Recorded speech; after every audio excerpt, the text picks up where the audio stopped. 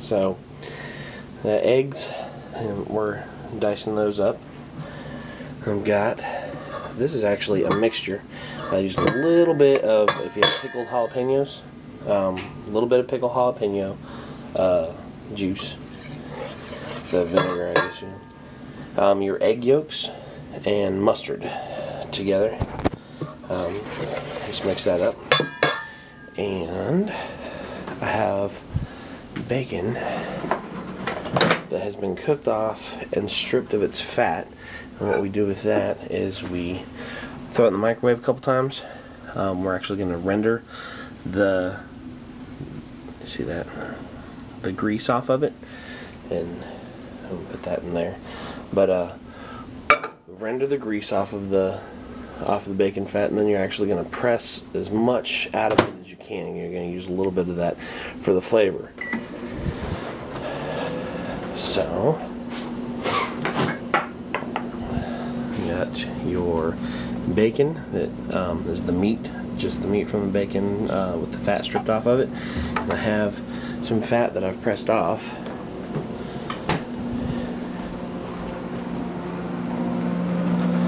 This is what that looks like. I have it wrapped in a paper towel because you squeeze off the as much of the excess oil as you possibly can, because you don't just want a whole bunch of extra fat in there. Now, this is where you're going to need a mortar and pestle. Yeah, here's. So this is just very, very crispy bacon fat with as much of the bacon grease squeezed off of it as you possibly can.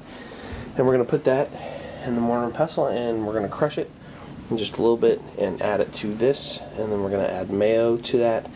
And I have pickles cut up here, and the potatoes have already been boiled and strained. So this will be the best tasting potato salad that you've ever had.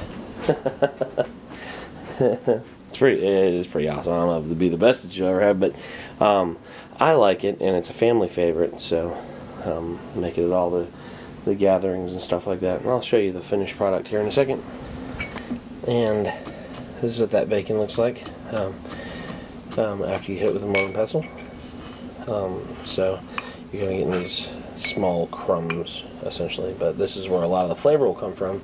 This is why you want to squeeze off as much of the oil as you possibly can, because or the bacon grease as much as you can, just because you don't want this to be like a paste. You want it to be crumbs. So this is with the, add the mayonnaise.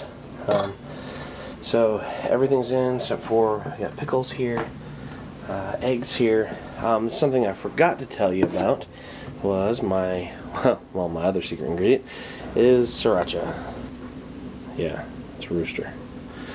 So, yeah, now we're going to start adding everything that you don't want to beat with a whisk, which would be the eggs and the potatoes and the bacon.